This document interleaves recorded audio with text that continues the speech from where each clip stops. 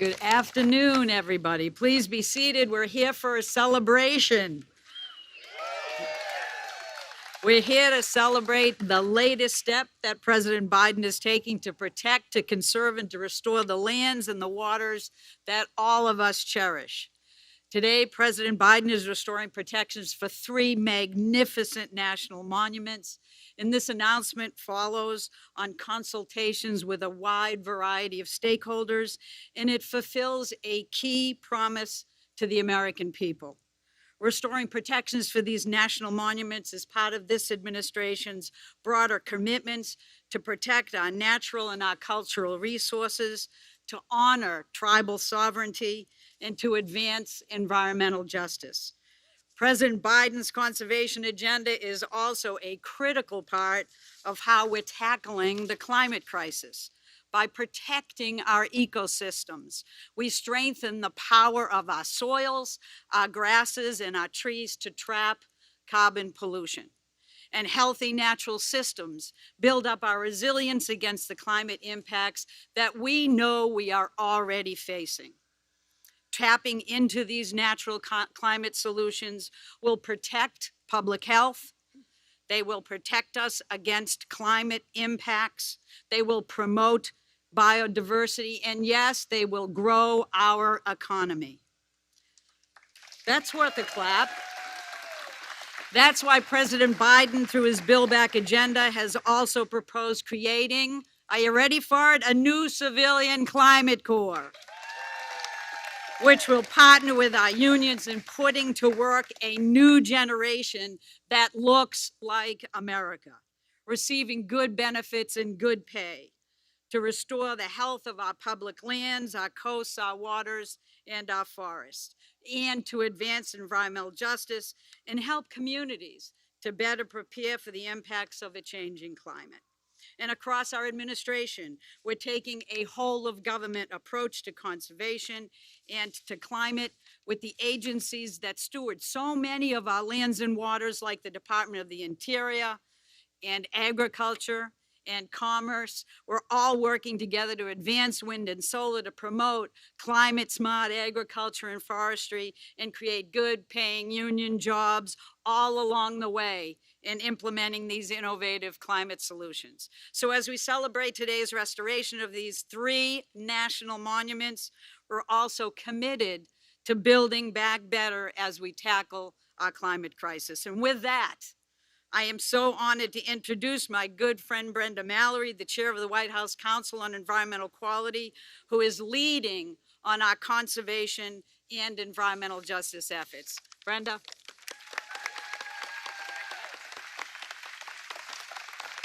Thank you, Gina.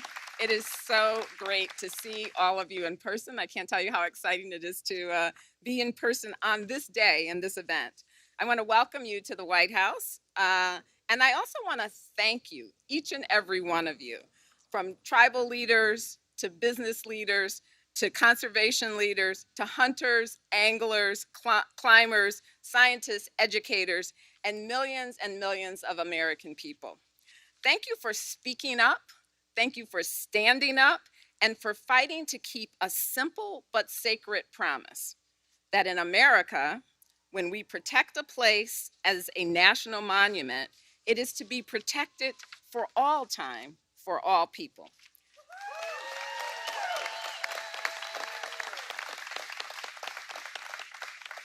Let us reflect on the meaning of this moment. The single largest elimination of protections of lands and waters in U.S. history was met by the single largest mobilization for conservation in U.S. history.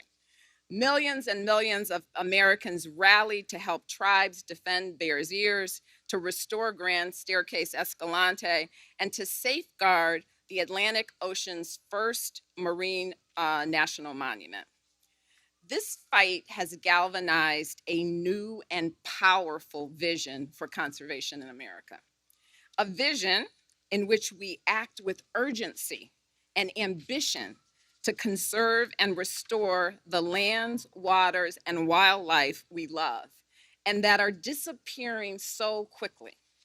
A vision in which we in which the stewardship traditions and conservation priorities of tribal nations and are celebrated and supported in both law and policy. A vision in which every child in America, no matter where they live, has a chance to experience nature's wonders.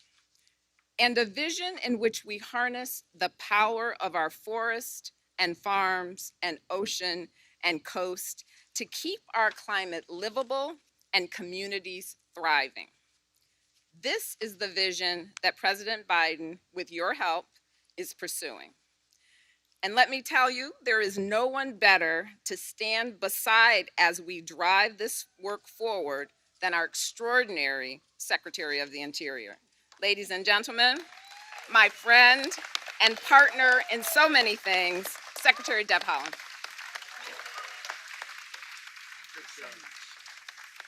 Thank you. Good afternoon, everyone. Before I start, I just have to say that I have the best team at DOI, and I'm so grateful for all of you, so thank you. Thank you. And thank you, Brenda. Thank you for your introduction. We are here today on the ancestral homelands of the Anacostan and Piscataway people, bending the arc of the moral universe toward justice. Thank you, Mr. President, for the profound action you are taking today to permanently protect the homelands of our ancestors. Our songs, our languages, and our cultures are strong, and many people from many Indian tribes have sung and spoken in unison to protect this sacred place. Bears Ears is a living landscape. When I've been there, I've felt the warmth and joy of ancestors who've cared for this special place since time immemorial. It's a place where you can stand in the doorway of a home where a family who lived thousands of years ago left behind a legacy of love and conservation for a place that sustained them for countless generations. Stories of existence, celebration, survival, and reverence are etched into the sandstone canyon walls. Sacred sites are dotted across the desert mesas. Cultural heritage in the form of ancient pots, arrowheads, clothing, seeds, and evidence of lives well lived are as inseparable from Bears Ears as the air we breathe at this moment. Today, children learn and sustain from their parents and elders the songs, traditions, and ceremonies that have been passed down from generation to generation at Bears Ears. This is a place that must be protected in perpetuity for every American and every child of the world.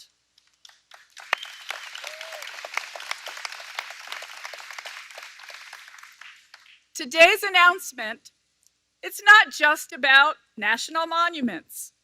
It's about this administration centering the voices of Indigenous people and affirming the shared stewardship of this landscape with tribal nations.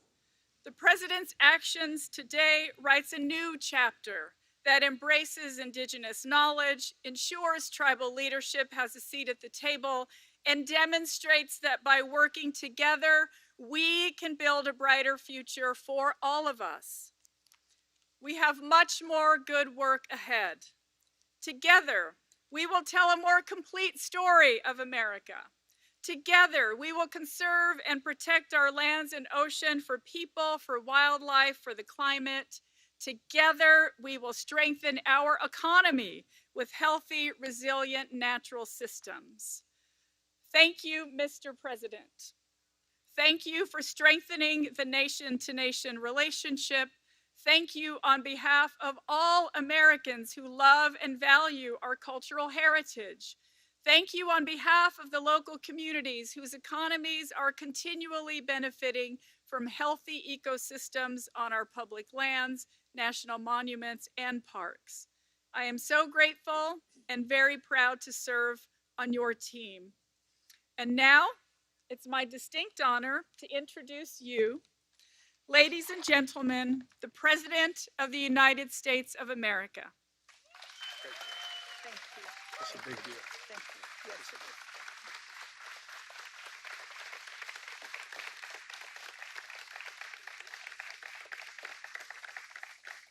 is. Good afternoon. Please, all be seated, please. Madam Secretary, Deb, you've done an incredible job in a short amount of time. And I told you when I asked you to be Secretary of Interior that I understood I was politically raised by Danny and Owe, Indian nations. And I want to thank all the leaders that are here today for your support, for your help getting this done. And it's really, really important.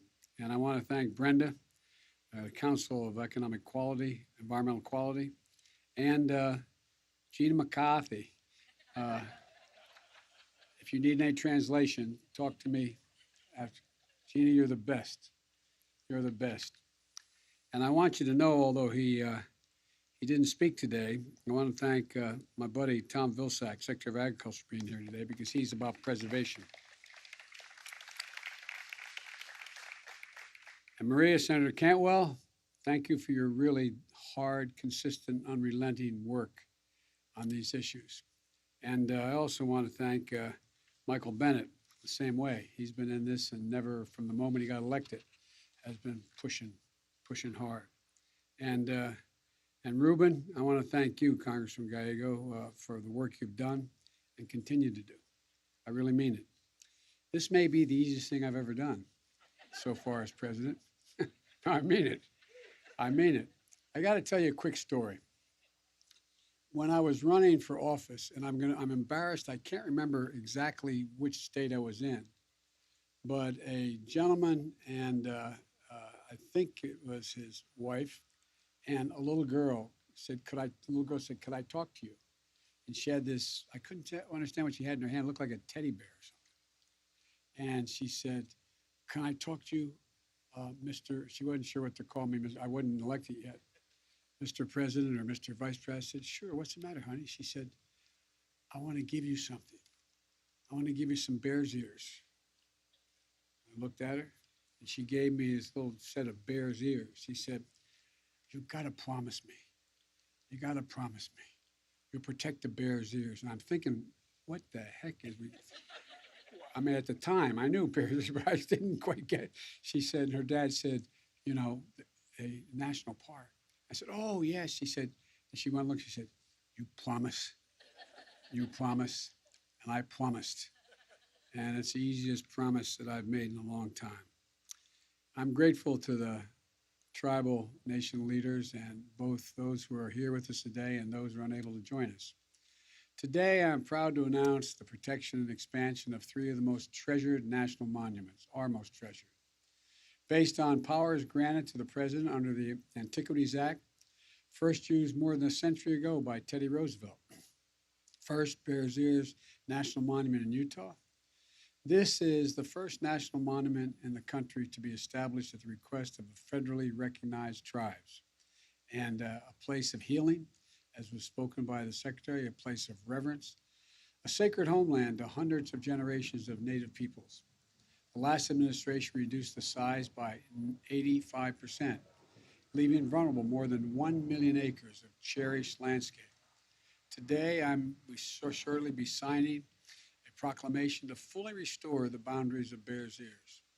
And second, I'm restoring Utah's Grand Staircase Escalante National Monument, a place of unique and extraordinary geology as well as biodiversity. Established as a national monument 25 years ago this month. Over the last quarter century, this land has produced a significant scientific discoveries per acre than more than any other national monument, everything from fossils to ancient indigenous artifacts. And once again, the last administration cut the size of the monument nearly in half, stripping away more than 800,000 protected acres. Today, I'm signing a proclamation to restore it to its full glory. Third, off the coast of New England, I'm restoring protection of the northeast canyons and seamounts marine national monument.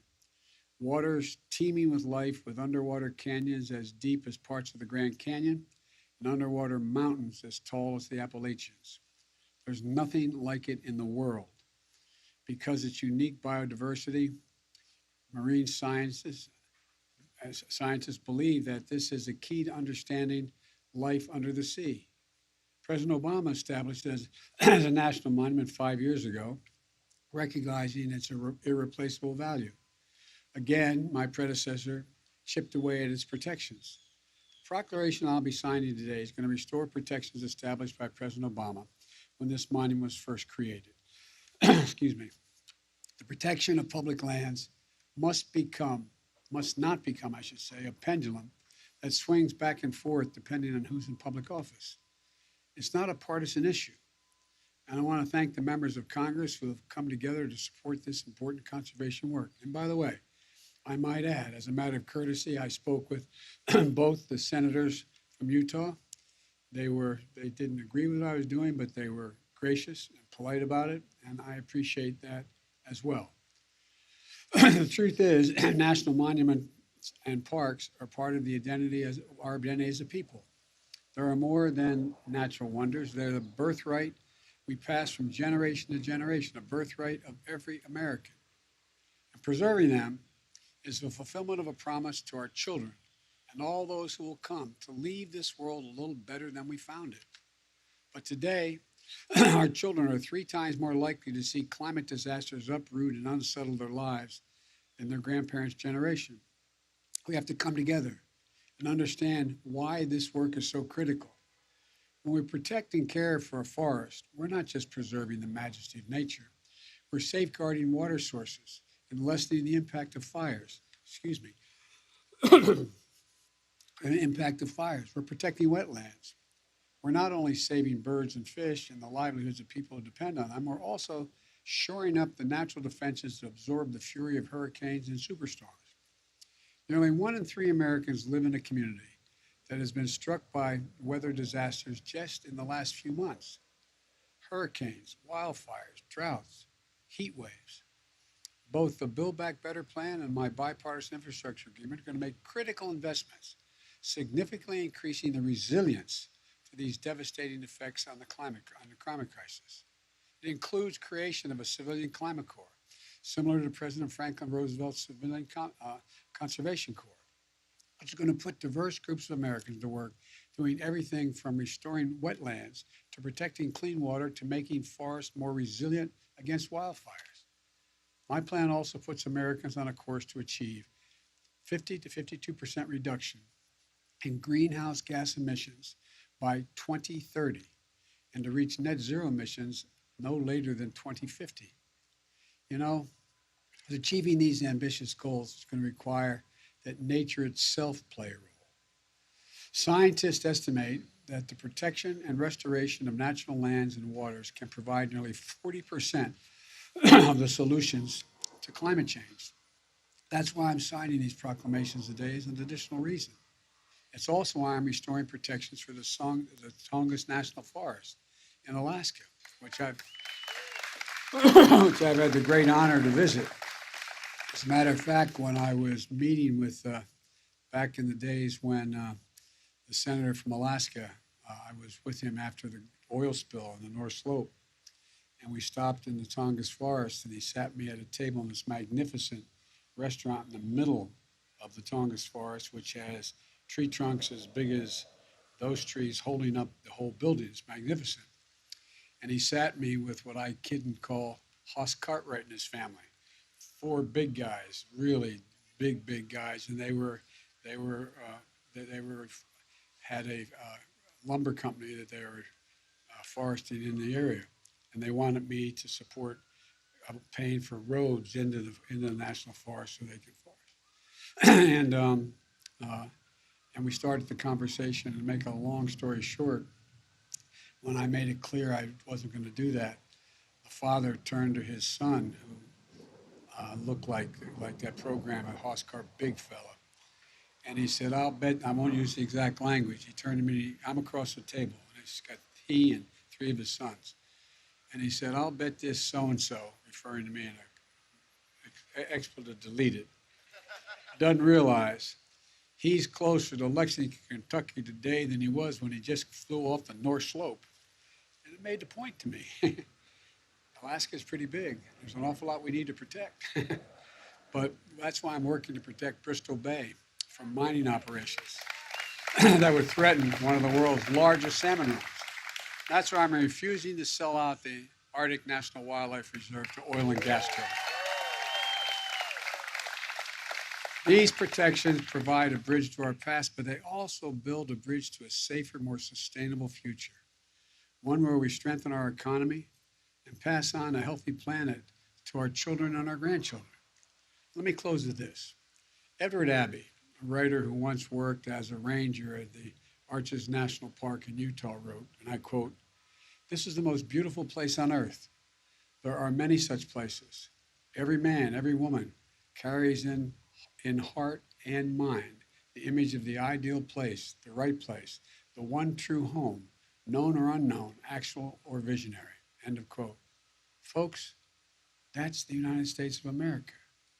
That's America, a country we all share together, a country that we must protect together.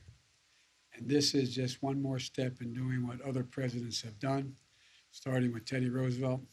And I'm now going to sign these proclamations and thank you all. Thank you all for your support. Thank you. Come on, guys.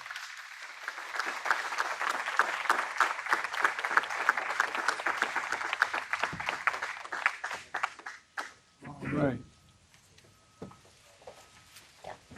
First one I'm signing is this grand staircase.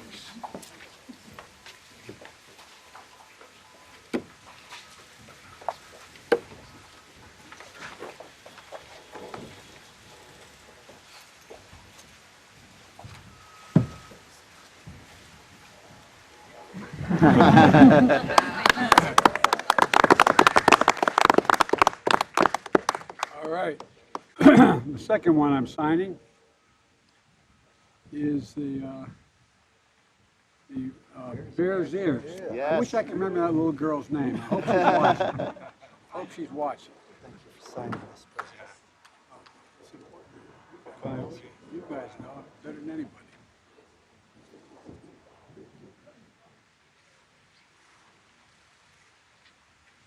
All right, there we go. I'm going to get you all pinned.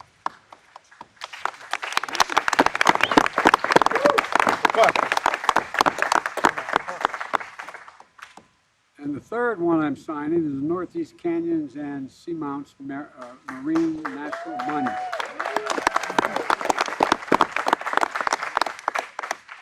going to try to pull Barack Obama here in just a second. One. Somebody grab one who doesn't have one. Thank you, Mr. President.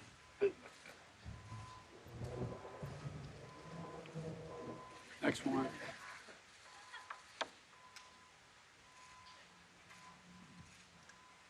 Next one.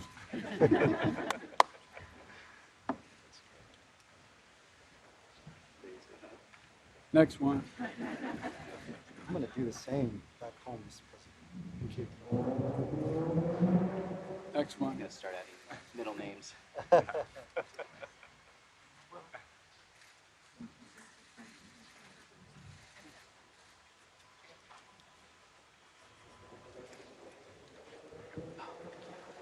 Going here. How many more? We can get the rest of you guys?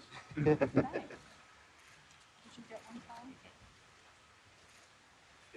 Put a PS there. Yeah.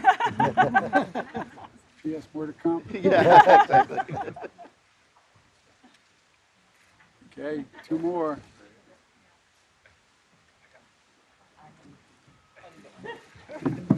Barack used to be able to do this to say Barack Obama, and he didn't give away 17 pence.